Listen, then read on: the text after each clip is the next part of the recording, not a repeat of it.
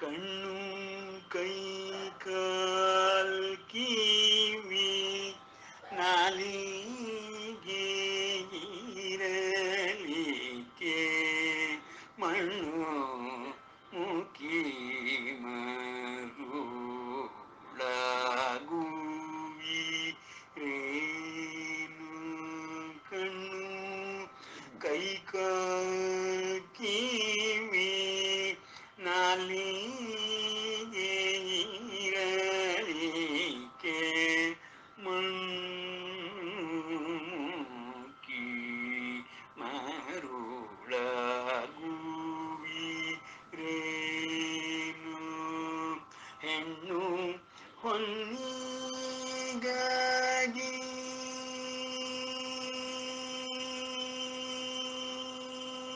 ಹೆಣ್ಣು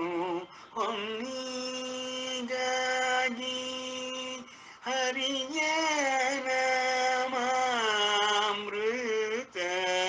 ಉಣ್ಣದೆ ಉಪವಾಸ ಮಾಡುವರೆ ಕೋಡಿ ಮಾನವ ಜನ್ಮ ದೊಡ್ಡದು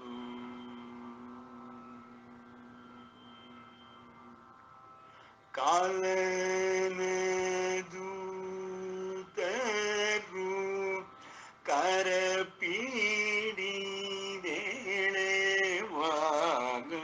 ಕರಪೀಡಿದೆಳೆವಾಗಂತಳು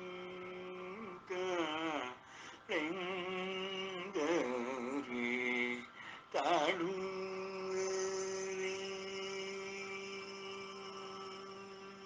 ಕಲನ ದೂತರು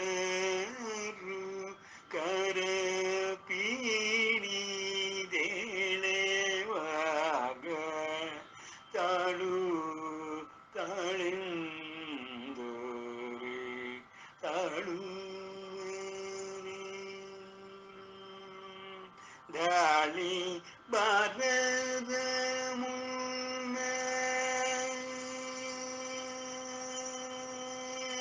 ದಾಳಿ ಬಾರದ ಮುನ್ನ ಧರ್ಮವಗಳಿಸಿರೋ ದಾಳಿ ಬಾರದ ಮುನ್ನ ಧರ್ಮವಗಳಿಸಿರೋ ಹಾಳು ಸಂಸಾರದ ಸುಳ್ಳಿಗೆ ಸಿಲುಕಲು ಬ್ಯಾಡಿರೋ ಹಾಳು ಸಂಸಾರದ ಸುಳಿಗೆ ಸಿಲುಕಲು ಬ್ಯಾಡಿರೋ ಮಾನವ ಜನ್ಮ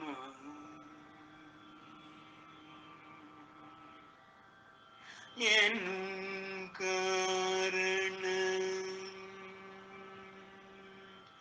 ಏನು ಕಾರಣ ಯದುಪತಿಯನೆ ಮರೆತೀರಿ ಏನು ಕಾರಣ ಯದುಪತಿಯನೆ ಮರೆತೀರಿ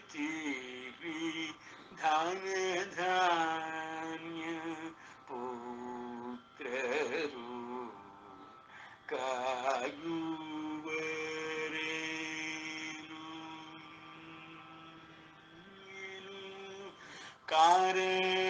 ಕಾರಣಯದು ಪತಿಯನೆ ಮರೆತೀರಿ ಧನ ಧಾನ್ಯ ಪುತ್ರರು ಕಾಯುವರಿ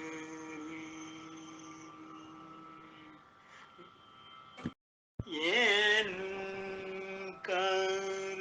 ಕಾರಣಯದು ಪತಿಯನೆ ಮರೆತೀರಿ ಧನ ಧಾನ್ಯ ಪುತ್ರರು ಕಾಯುವರೇನು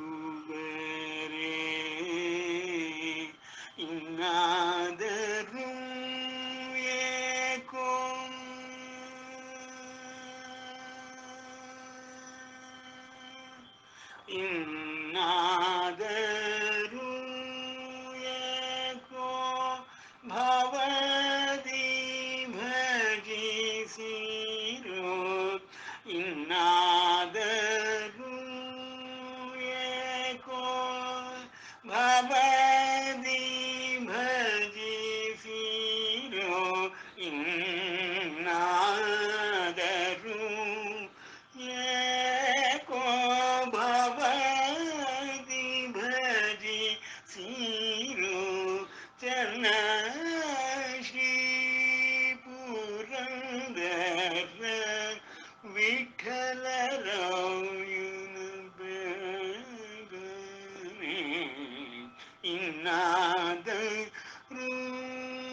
ಏಕೋ ಭವದಿ ಭಜಿಸಿರೋ ಚನ್ನ ಶ್ರೀ ಪುರಂದರ ವಿಠಲರಾಯನ ಬೇಗನೆ ಮಾನವ ಜನ್ಮ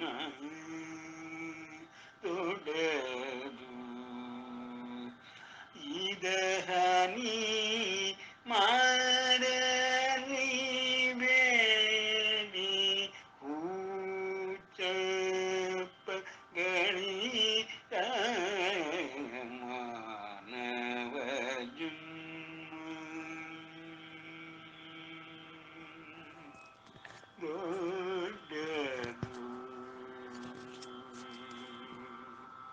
ದೊಡ್ಡದು. ಶುಕ್ಲಾಂಬರಧರಂ ವಿಷ್ಣುಂ ಶಶಿವರ್ಣಂ ಚತುರ್ಭುಜಂ ಪ್ರಸನ್ನವದನಂ ಧ್ಯಾಯೇತ್ ಸರ್ವವಿಘ್ನೋಪಶಾಂತಯೇ ಅಗಜಾನನ ಪದ್ಮಾರ್ಕಂ ಗಜಾನನಮಹರ್ನಿಶಂ ಅನೇಕದಂತಂ ಭಕ್ತಾನಾಂ ಏಕದಂತಮುಪಾಸ್ಮಹೇ ಅಂಬ ತ್ವಾಮನುಸಂದದಾಮಿ ಭಗವದ್ಗೀತೆ ಭವದ್ವೇಷಿಣೀಂ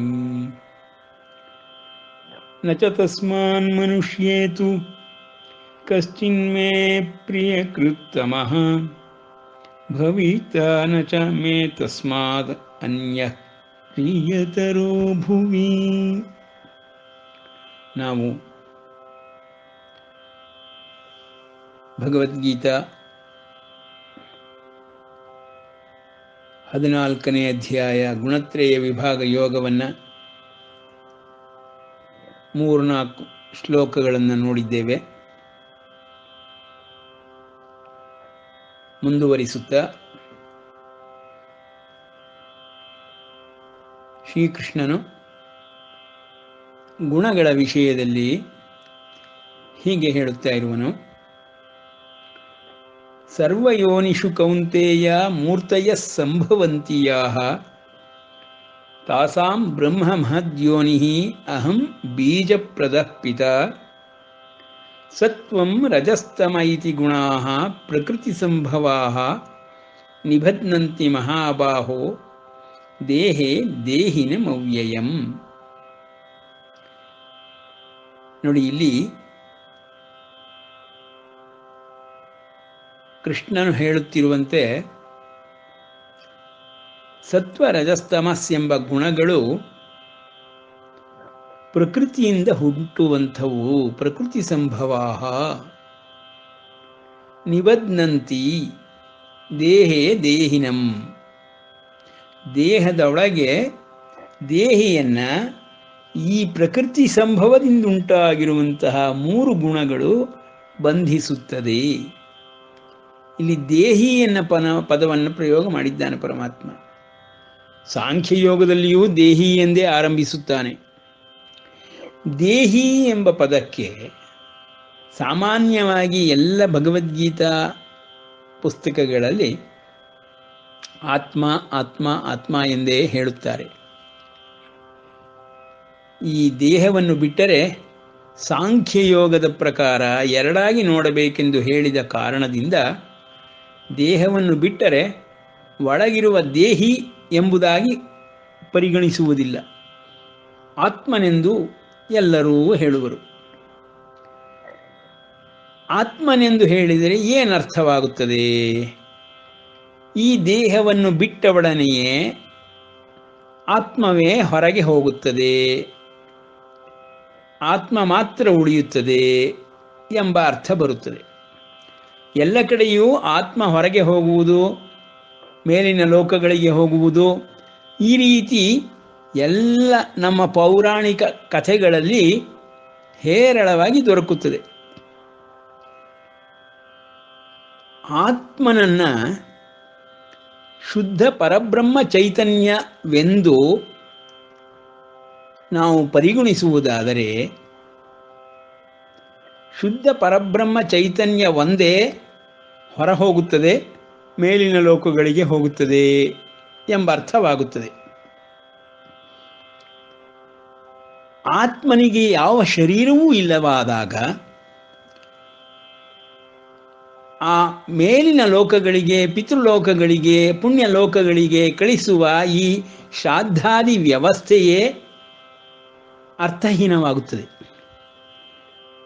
ಆತ್ಮನಿಗೆ ನೇರವಾಗಿ ಏನನ್ನೂ ಕೊಡಲಾಗುವುದಿಲ್ಲ, ಅದಕ್ಕೊಂದು ಮಾಧ್ಯಮ ಬೇಕೇ ಬೇಕು. ದೇವತಾದಿಗಳನ್ನೆಲ್ಲ ವರ್ಣಿಸುವಾಗ ಮತ್ತು ಪಿತೃದೇವತೆಗಳನ್ನು ವರ್ಣಿಸುವಾಗ ಅವರು ಸೂಕ್ಷ್ಮ ಶರೀರಿಯಾಗಿ ಕಾಣಿಸಿಕೊಳ್ಳುವರೆಂಬುದು, ಆ ಸೂಕ್ಷ್ಮ ಶರೀರಕ್ಕೆ ಕೈ ಕಾಲುಗಳು ಎಲ್ಲವೂ ಇರುವುದು, ಪ್ರತಿಯೊಂದು ಭೌತಿಕ ಶರೀರಕ್ಕೆ ಇದ್ದಂತೆಯೇ ಅಂಗಗಳು ಇರುವುದು, ಅವರು ಅಸ್ತ್ರಶಸ್ತ್ರಗಳನ್ನು ಧರಿಸಿರುವರು ಎಂಬಂತೆ ನೂರಾರು ಪೌರಾಣಿಕ ಕಥೆಗಳಿದೆ. ಕೇವಲ ಶುದ್ಧ ಪರಬ್ರಹ್ಮ ಚೈತನ್ಯವಾದ ಆತ್ಮವು ದೇಹದಿಂದ ಹೊರಗೆ ಹೋಗುವುದಾದರೆ, ದೇಹಿ ಎಂಬ ಪದಕ್ಕೆ ಆತ್ಮ ಆತ್ಮ ಎಂದು ಹೇಳುವುದಾದರೆ, ಆಧ್ಯಾತ್ಮದ ಅರಿವು ಯಾರಿಗೂ ಉಂಟಾಗುವುದೇ ಇಲ್ಲ. ಪರಲೋಕಗಳಾಗಲಿ, ಪರಲೋಕ ವಾಸವಾಗಲಿ, ದೇವತೆಗಳಾಗಲಿ, ದೇವತೆಗಳ ವರ್ಣನೆಗಳಾಗಲಿ, ದೇವತೆಗಳ ಭಜನೆ ಮಾಡುವುದಾಗಲಿ, ಅವರಿಗೆ ಕಾಮಕ್ರೋಧಾದಿಗಳು ಶರೀರವೇ ಇಲ್ಲದೇ ಇದ್ದಾಗ ಆತ್ಮನಿಗೆ ಹೇಗೆ ಇರುತ್ತದೆ ಎಂಬ ಆಲೋಚನೆಯನ್ನು ಒಮ್ಮೆ ಮಾಡಿದರೆ, ಈ ದೇಹಿ ಎಂಬುವ ಪದಕ್ಕೆ ಸೂಕ್ಷ್ಮ ಶರೀರಿಯಾದ, ಕಾರಣ ಶರೀರಿಯಾದ ಆತ್ಮ ಎಂದೇ ಹೇಳಬೇಕಾಗುತ್ತದೆ.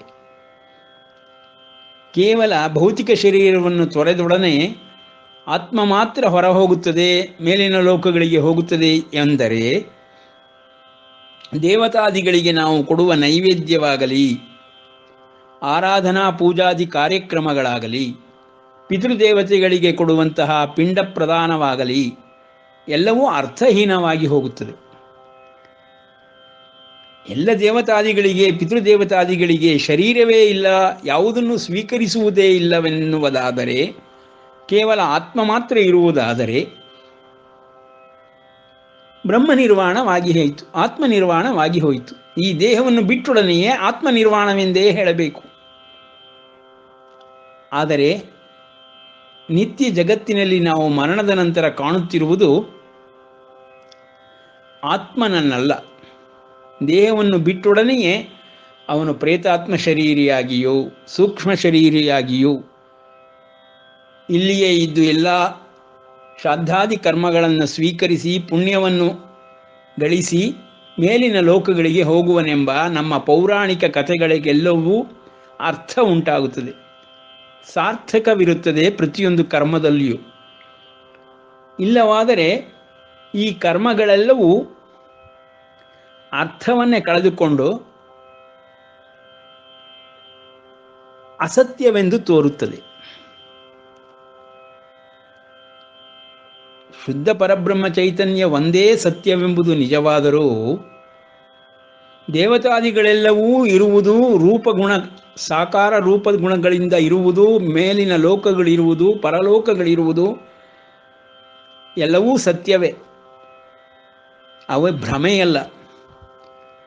ಎಲ್ಲವೂ ಭ್ರಮೆಯೇ ಎಂದು ಹೇಳುವುದಾದರೆ ಸರ್ವಕರ್ಮಗಳು ಭ್ರಮೆಯಿಂದ ಕೂಡಿದಂತಾಗುತ್ತದೆ, ಎಲ್ಲವೂ ಮಾಯಾವಾದವನ್ನು ಅವಲಂಬಿಸಿ ಬಿಡುತ್ತದೆ. ಕೃಷ್ಣ ಆದ ಕಾರಣದಿಂದಲೇ ದೇಹಿ ದೇಹಿ ಎನ್ನುವ ಪದವನ್ನೇ ಪ್ರಯೋಗ ಮಾಡಿದ್ದಾನೆ, ಆತ್ಮ ಆತ್ಮನೆಂದು ಪ್ರಯೋಗ ಮಾಡಿಲ್ಲ. ಆ ಕಾರಣದಿಂದ ನಾವುಗಳು ದೇಹಿ ಎಂದರೆ ಭೌತಿಕ ಶರೀರವನ್ನು ಬಿಟ್ಟೊಡನೆಯೇ ಸೂಕ್ಷ್ಮ ಶರೀರಿಯಾಗಿ ಕಾರಣ ಶರೀರವನ್ನು ಹೊತ್ತುಕೊಂಡು ಈ ಆತ್ಮವು ದೇಹದಿಂದ ಹೊರಗೆ ಹೋಗುತ್ತದೆ, ಮತ್ತೊಂದು ಭೌತಿಕ ಶರೀರವನ್ನು ಹುಡುಕುತ್ತದೆ, ಇಲ್ಲ ಪುಣ್ಯಲೋಕಗಳಿಗೆ ಹೋಗುತ್ತದೆ. ಪುಣ್ಯಲೋಕಗಳಲ್ಲಿ ಎಷ್ಟೋ ದಿವಸ ಇದ್ದು ಸ್ವರ್ಗಾದಿ ಸುಖಗಳನ್ನು ಭೋಗಿಸಿ, ಕೃಷ್ಣನೇ ಹೇಳುವ ಮಾತಿನಲ್ಲಿ ಸ್ವರ್ಗಕ್ಕೆ ಹೋದರೆ ಸುಖವನ್ನು ಅನುಭವಿಸುತ್ತೀಯ, ನೀನು ಬದುಕಿ ಗೆದ್ದರೆ ಯುದ್ಧದಲ್ಲಿ ಇಲ್ಲಿ ರಾಜ್ಯಲಕ್ಷ್ಮಿಯನ್ನು ಅನುಭವಿಸುತ್ತೀಯ, ಎರಡೂ ಕಡೆಯೂ ನಿನಗೆ ಸುಖಾನುಭವವೇ ಇರುವುದರಿಂದ ಯುದ್ಧ ಮಾಡು, ಹೆದರಬೇಡ ಎಂದು 2ನೇ ಅಧ್ಯಾಯದಲ್ಲಿ ಕೃಷ್ಣನೇ ಹೇಳುವ ಪ್ರಕಾರ ಸ್ವರ್ಗಾದಿ ಲೋಕಗಳೇ ಅಲ್ಲಿಯ ಭೋಗಗಳೇ ಇಲ್ಲವೆಂದಾಗಿ ಬಿಡುತ್ತದೆ. ಆತ್ಮ ಕೇವಲ ಭೋಗವನ್ನು ಅನುಭವಿಸುವುದಕ್ಕೆ ಮಾಧ್ಯಮವಿಲ್ಲದಿದ್ದರೆ ಹೇಗೆ ಅನುಭವಿಸಲು ಸಾಧ್ಯ? ಅಂಗಾಂಗಗಳಿಲ್ಲದಿದ್ದರೆ ಹೇಗೆ ಅಸ್ತ್ರಶಸ್ತ್ರಾದಿಗಳನ್ನು ವರ್ಣಿಸಲು ಸಾಧ್ಯ? ಹೇಗೆ ಆ ರೂಪವನ್ನು ತಿಳಿಸಲು ಸಾಧ್ಯ? ಭೌತಿಕ ಶರೀರವಿಲ್ಲವೆಂದ ಮಾತ್ರಕ್ಕೆ ಸೂಕ್ಷ್ಮ ಶರೀರವಿದ್ದೇ ಇರುತ್ತದೆ. ಆ ಸೂಕ್ಷ್ಮ ಶರೀರದಿಂದೊಡಗೂಡಿದ ಆತ್ಮಗಳು ಸರ್ವ ಸುಖಗಳನ್ನು, ಕಾಮಕ್ರೋಧಾದಿ ಅರಿಷಡ್ ವರ್ಗಗಳನ್ನು ಎದುರಿಸುತ್ತಲೇ ಇರುತ್ತದೆ. ಇದು ನಮ್ಮ ಪೌರಾಣಿಕ ಕಥೆಗಳಿಂದ ತಿಳಿದು ಬರುವಂತಹ ದೇವತಾದಿಗಳಿಗೆ ಉಂಟಾಗುವಂತಹ ಭಯ, ಶೋಕ, ಮೃತ್ಯು ಇವುಗಳೆಲ್ಲ ಕಥೆಯನ್ನು ನಾವು ಕೇಳಿದ್ದೇವೆ. ಅದಕ್ಕೆ ಅರ್ಥ ಉಂಟಾಗುತ್ತದೆ, ಅರ್ಥ ಬರುತ್ತದೆ. ಎಲ್ಲ ಪೌರಾಣಿಕ ಕಥೆಗಳಿಗೂ ಸಾರ್ಥಕವಾಗುತ್ತದೆ. ದೇವತೆಗಳೇ ಇಲ್ಲವೆಂದು, ಕಲ್ಪನೆ ಎಂದು ಎಲ್ಲ ಕಾವ್ಯಾದಿಗಳು, ಪೌರಾಣಿಕ ಕಥೆಗಳೆಲ್ಲವೂ ಮಹಾಕಲ್ಪನೆಯಿಂದ ರಚಿಸಲ್ಪಟ್ಟದ್ದೆಂದು ಹೇಳುವುದಾದರೆ, ಆತ್ಮ ಒಂದೇ ಇರುವುದು, ಆತ್ಮ ಒಂದೇ ಚಲಿಸುವುದು ಎನ್ನುವುದಾದರೆ ಆಗ ನಾವು ಮಾಡುವ ಸಕಲ ಕರ್ಮಗಳಿಗೂ ಅರ್ಥವೇ ಇಲ್ಲದಾಗುತ್ತದೆ. ಹಾಗಾಗಿ ಎಲ್ಲವನ್ನೂ ಮಾಯಾವಾದವೆಂದು ಹೇಳಿ ತಳ್ಳಿ ಹಾಕಲಾಗುವುದಿಲ್ಲ. ಎಲ್ಲವೂ ಭ್ರಮೆಯಲ್ಲ, ಕಲ್ಪನೆಯೂ ಅಲ್ಲ, ಎಲ್ಲವೂ ಸತ್ಯವೇ.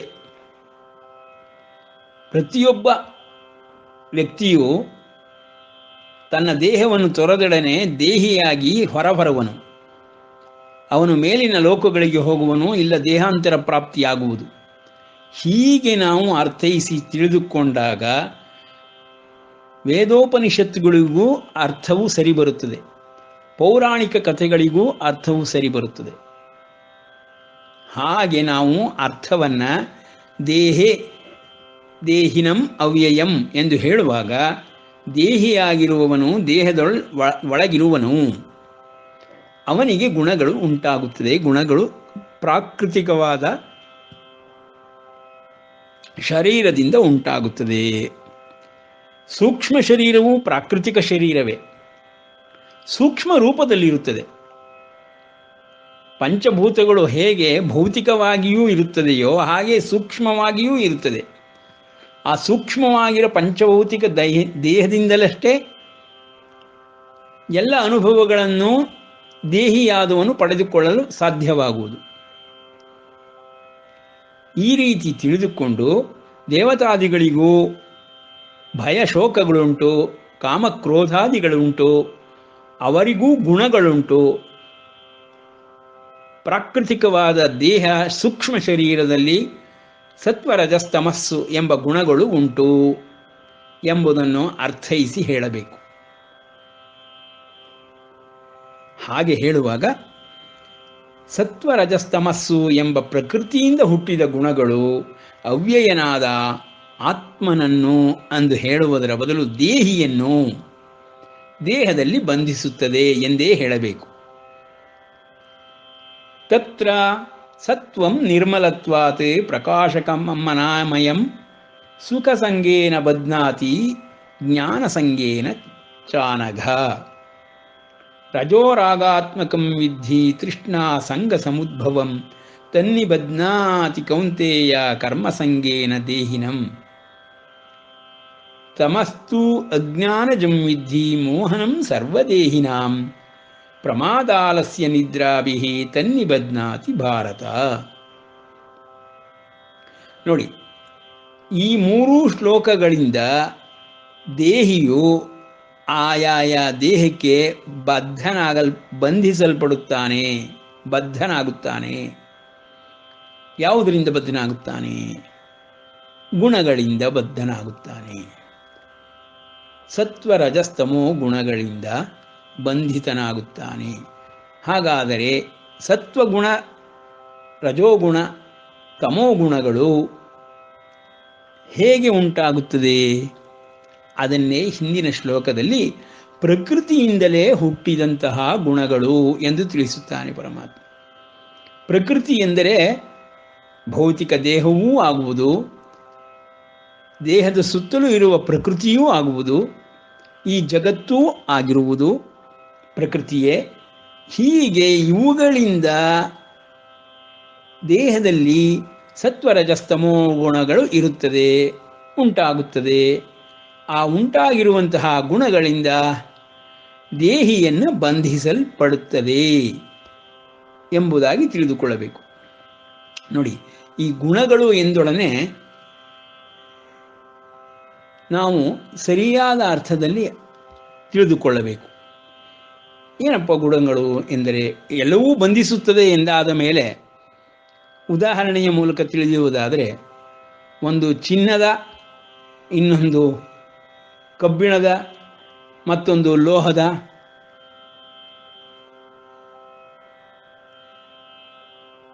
ವಸ್ತುಗಳಿಂದ ನಮ್ಮನ್ನು ಬಂಧಿಸುತ್ತದೆ ಎನ್ನುವ ರೀತಿಯಲ್ಲಿ ತಿಳಿದುಕೊಳ್ಳಬೇಕು. ಎಲ್ಲವೂ ಬಂಧನವೇ. ಚಿನ್ನದ ಸರಪಳಿಯಿಂದ ಬಂಧಿಸಿದರು, ಕಬ್ಬಿಣದ ಸರಪಳಿಯಿಂದ ಬಂಧಿಸಿದರು, ಹಗ್ಗ ನೂಲು ಇಂತಾದಿ ಮುಂತಾದ ವಸ್ತುಗಳಿಂದ, ದ್ರವ್ಯಗಳಿಂದ ಬಂಧಿಸಿದರು, ಬಂಧನವೇ. ಹಾಗೆ ಸತ್ವರಜಸ್ತಮೋ ಗುಣಗಳು ವ್ಯತ್ಯಾಸವನ್ನು ಹೊಂದಿರುತ್ತದೆ. ಅವುಗಳ ವ್ಯತ್ಯಾಸವನ್ನು ಇಲ್ಲಿ ಪರಮಾತ್ಮ ಒಂದೊಂದಾಗಿ ತಿಳಿಸುತ್ತಾ ಹೋಗುತ್ತಾನೆ. ಅವುಗಳಲ್ಲಿ ಸತ್ವಗುಣವು ನಿರ್ಮಲವಾದುದರಿಂದ ಪ್ರಕಾಶವೂ ಅನಾಮಯವೂ ಆಗಿದೆ. ನಿರ್ಮಲವಾಗಿದೆ ಎಂದರೆ ಪಾರದರ್ಶಕವಾಗಿದೆ. ಆತ್ಮನ ಆವರಣದಲ್ಲಿಯೇ ಸತ್ವಗುಣವು ಅಧಿಕವಾಗಿರುತ್ತದೆ. ಆತ್ಮನ ಹತ್ತಿರಕ್ಕೆ ಶಮದಮಾದಿ ಧ್ಯಾನದ ಮೂಲಕ ಹೊರಟರೆ ಒಬ್ಬ ವ್ಯಕ್ತಿಯು ಮನಸ್ಸು, ಬುದ್ಧಿ, ಪ್ರಜ್ಞೆಗಳನ್ನು ಶುದ್ಧ ಮಾಡಿಕೊಳ್ಳುವುದರ ಮೂಲಕವಾಗಿ ಪಾರದರ್ಶಕತೆಯನ್ನು ಪಡೆದುಕೊಂಡರೆ, ಚಿತ್ತದಲ್ಲಿರುವ ಎಲ್ಲ ವಾಸನೆಗಳನ್ನು ಅಳಿಸಿ ಹಾಕಿದರೆ, ವಾಸನಾಕ್ಷಯವಾದರೆ ಅವನಿಗೆ ಪಾರದರ್ಶಕತೆಯ ಕಾರಣದಿಂದ ಸತ್ವಗುಣ ಆತ್ಮನಿಗೆ ಹತ್ತಿರಕ್ಕೆ ಕರೆದುಕೊಂಡು ಹೋಗುತ್ತದೆ. ಪ್ರತಿಯೊಬ್ಬ ವ್ಯಕ್ತಿಗೂ ಸತ್ವಗುಣವು, ರಜೋಗುಣವು, ತಮೋಗುಣವು ವಿಧ ವಿಧದ ಭಾಗಾಂಶಗಳಲ್ಲಿ ಇರುತ್ತದೆಯೇ ಹೊರತು ಒಂದೇ ಗುಣವಿರುವುದಕ್ಕೆ ಸಾಧ್ಯವೇ ಇಲ್ಲ. ಮೂರೂ ಗುಣಗಳು ಪ್ರತಿಯೊಂದು ದೇಹದಲ್ಲಿಯೂ ಸದಾಕಾಲ ಇದ್ದೇ ಇರುತ್ತದೆ.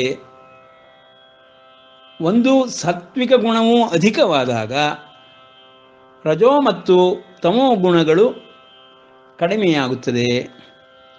ರಜೋಗುಣವು ಅಧಿಕವಾದಾಗ ಸಾತ್ವಿಕ ಗುಣವು ತಮೋ ಗುಣವು ಕಡಿಮೆಯಾಗುತ್ತದೆ.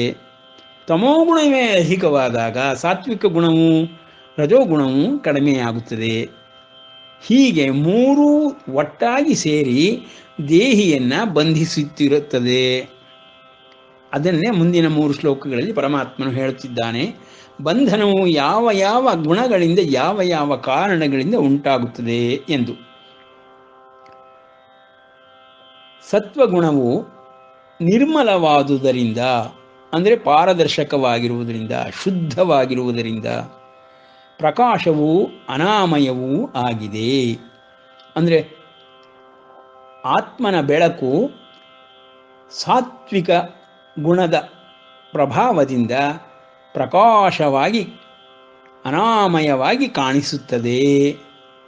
ಧ್ಯಾನಾವಸ್ಥೆಯಲ್ಲಿ ನಾವು ಶಮದಮಾದಿಗಳಿಂದ, ವಿಷಯಾದಿಗಳಿಂದ ಒಳಗೆ ಸೆಳೆದುಕೊಂಡು ಮನಸ್ಸನ್ನು ಚಿತ್ತದಲ್ಲಿ ನಿಲ್ಲಿಸಿ ಪ್ರಜ್ಞೆಯೊಳಗೆ ಸೆಳೆದು ಅಲ್ಲಿ ಶುದ್ಧವಾಗಿರುವಂತಹ ಮನೋಬುದ್ಧಿಗಳಿಂದ ಆತ್ಮನ ಬೆಳಕನ್ನು ಕಾಣಬಹುದು ಎಂಬುದಾಗಿ ಧ್ಯಾನ ಯೋಗದಲ್ಲಿ ನಾವು ವರ್ಣಿಸಿದ್ದೆವು. ಅದೇ ರೀತಿ ಪರಮಾತ್ಮನು ಇಲ್ಲಿ ಸತ್ವಗುಣವನ್ನು ಆತ್ಮನಿಗೆ ಸಮೀಪದಲ್ಲಿರುವುದರಿಂದ ನಿರ್ಮಲವಾಗಿರುವುದು, ಪಾರದರ್ಶಕವಾಗಿರುವುದು, ಆ ಕಾರಣದಿಂದ ಪ್ರಕಾಶವು ಆತ್ಮನ ಬೆಳಕು ಕಾಣಿಸುತ್ತಲೇ ಇರುತ್ತದೆ, ಬೆಳಗುತ್ತಲೇ ಇರುತ್ತದೆ ದೇಹವನ್ನು, ಅನಾಮಯವೂ ಆಗಿದೆ. ಅದು ಸತ್ವಗುಣ ನಿರ್ಮಲವಾದರೂ, ಪ್ರಕಾಶವಾಗಿದ್ದರೂ, ಅನಾಮಯವಾಗಿದ್ದರೂ ಸುಖ ಸಂಗದಿಂದ ಮತ್ತು ಜ್ಞಾನ ಸಂಘದಿಂದ ಆತ್ಮನನ್ನು ಬಂಧಿಸುತ್ತದೆ. ಒಬ್ಬ ವ್ಯಕ್ತಿಗೆ 99 ಭಾಗ ಸಾತ್ವಿಕ ಗುಣವೇ ಇದ್ದು ಕೇವಲ 1 ಭಾಗ ಮಾತ್ರ ರಜೋತಮೋ ಗುಣಗಳು ಉಂಟಾಗಿದ್ದಾಗ, ಇದು ಎಲ್ಲರಿಗೂ ಸಾಧ್ಯ. ಪ್ರಾತಃ ಕಾಲದಲ್ಲಿ ಸಾಮಾನ್ಯವಾಗಿ ಎಲ್ಲರೂ ದೇವತಾದಿ ಪೂಜಾದಿ ಕಾರ್ಯಕ್ರಮಗಳನ್ನು ಮಾಡ್ತಾರೆ. ಆಗ ಸಾತ್ವಿಕ ಗುಣವೇ ಅಧಿಕವಾಗಿರುತ್ತದೆ. ಮಧ್ಯಾಹ್ನ ಹೊತ್ತಿಗೆ ರಜೋಗುಣವು ಅಧಿಕವಾಗತೊಡಗುತ್ತದೆ. ಆ ಕಾರಣದಿಂದಲೇ ಪ್ರತಿ ವ್ಯಕ್ತಿಯು ರಜೋಗುಣದ ಪ್ರಭಾವದಿಂದ ಎಲ್ಲ ಚಟುವಟಿಕೆಗಳನ್ನು ಮಾಡಲು ಆರಂಭಿಸುತ್ತಾನೆ. ಆ ನಂತರದಲ್ಲಿ ತಮೋಗುಣವು ರಾತ್ರಿಯ ವೇಳೆಯಲ್ಲಿ ಅಧಿಕವಾಗುತ್ತದೆ. ತಾಮಸಿಕ ಗುಣಗಳನ್ನು ಅನುಭವಿಸುತ್ತಾ ಮನುಷ್ಯನು ರಾತ್ರಿಯೆಲ್ಲವನ್ನೂ ಕಳೆಯುತ್ತಾನೆ. ಹೀಗೆ ಪ್ರಾತಃ ಕಾಲ, ಮಧ್ಯಾಹ್ನ ಮತ್ತು ಸಾಯಂಕಾಲ ರಾತ್ರಿಗಳಲ್ಲಿ ಗುಣಗಳು ತಮ್ಮ ತಮ್ಮ ಒಂದು ಪ್ರಕೃತಿಯನ್ನು ಎಲ್ಲರಲ್ಲಿಯೂ ತೋರಿಸುತ್ತಲೇ ಇರುತ್ತದೆ. ಹೀಗೆ ನಾವು ಗುಣಗಳನ್ನು ಅರ್ಥ ಮಾಡಿಕೊಳ್ಳಬೇಕು. ಹಾಗೆಯೇ ರಜೋಗುಣವು ರಾಗಾತ್ಮಕವೆಂದು ತಿಳಿಯಬೇಕು. ಅದು ತೃಷ್ಣೆ ಮತ್ತು ಸಂಘ ಇವುಗಳನ್ನು ಉಂಟು ಮಾಡುತ್ತದೆ. ಅದು ಕರ್ಮಸಂಘದಿಂದ ಆತ್ಮನನ್ನು ಬಂಧಿಸುತ್ತದೆ. ಕರ್ಮಸಂಘ ಅಂದರೆ ಎಲ್ಲ ಕರ್ಮಗಳನ್ನು ಮಾಡಲು ಉದ್ಯುಕ್ತನಾಗುತ್ತಾನೆ, ಚಟುವಟಿಕೆಗಳನ್ನು ಮಾಡಲು ಉದ್ಯುಕ್ತನಾಗುತ್ತಾನೆ. ಅವನಲ್ಲಿ ರಜೋಗುಣದ ಶಕ್ತಿ ಅಧಿಕವಾಗಿರುತ್ತದೆ, ಸತ್ವಗುಣದ ಶಕ್ತಿ ಕಡಿಮೆಯಾಗುತ್ತಾ ಹೋಗುತ್ತದೆ. ಹಾಗೆಯೇ ತಮೋಗುಣವು ಅಜ್ಞಾನದಿಂದ ಹುಟ್ಟಿದದ್ದೆಂದು, ಸಮಸ್ತ ಪ್ರಾಣಿಗಳನ್ನು ಮೋಹಪಡಿಸುವುದೆಂದು ತಿಳಿದುಕೊಳ್ಳಬೇಕು. ಅದು ಪ್ರಮಾದ, ಆಲಸ್ಯ, ನಿದ್ರೆ ಇವುಗಳಿಂದ ದೇಹಿಯನ್ನು ಬಂಧಿಸುತ್ತದೆ. ಇಲ್ಲಿ ಎಲ್ಲ ಕಡೆ ಆತ್ಮನನ್ನು ಎಂದು ಹೇಳಿದ್ದಾರೆ ಗೀತೆಯೊಳಗೆ. ಅಲ್ಲಿ ಎಲ್ಲ ದೇಹಿಯನ್ನು ಎಂದು ನಾವು ಅರ್ಥೈಸಿಕೊಂಡರೆ ಪೌರಾಣಿಕ ಕಥೆಗಳಿಗೂ ಮತ್ತು ವೇದೋಪನಿಷತ್ಗಳಲ್ಲಿರುವಂತಹ ಸಾರಕ್ಕೂ ತತ್ವಕ್ಕೂ ಸರಿದೂಗುತ್ತದೆ, ಸಮಾನಾರ್ಥಕವಾಗಿ ನಮಗೆ ತಿಳಿದು ಬರುತ್ತದೆ. ಅದು ಕಲ್ಪನೆಗಳಲ್ಲ, ಊಹೆಪೋಹಗಳಲ್ಲ, ಮತ್ತು ಎಲ್ಲವೂ ಸತ್ಯವೇ ಎಂಬುದು ನಮಗೆ ವಿದಿತವಾಗುತ್ತದೆ. ಇಂದು ಇಲ್ಲಿಗೆ ನಿಲ್ಲಿಸಿರೋಣ. ಈ 3 ಗುಣಗಳನ್ನು ತ್ರಿಮೂರ್ತಿಗಳಲ್ಲಿ ಎಷ್ಟೆಷ್ಟು ಯಾವುದರ ಮಟ್ಟಿಗೆ ಕೆಲಸವನ್ನು ಮಾಡುತ್ತಿದೆ ಎಂಬುದನ್ನು ತಿಳಿದುಕೊಳ್ಳಲು ಭೃಗು ಮಹರ್ಷಿಯು 3 ಲೋಕಗಳಿಗೆ, ಬ್ರಹ್ಮಲೋಕ ಅಥವಾ ಸತ್ಯಲೋಕ, ಕೈಲಾಸ ಹಾಗೂ ವೈಕುಂಠಕ್ಕೆ ಹೋದ ಕಥೆಯನ್ನು, ಪೌರಾಣಿಕ ಕಥೆಯನ್ನು ನೋಡುವುದರ ಮೂಲಕವಾಗಿ ಗುಣಗಳ ಪರಿಚಯವನ್ನು ಮಾಡಿಕೊಳ್ಳೋಣ. ಇಂದು ಇಲ್ಲಿಗೆ ಶ್ರೀಕೃಷ್ಣಾರ್ಪಣಮಸ್ತು.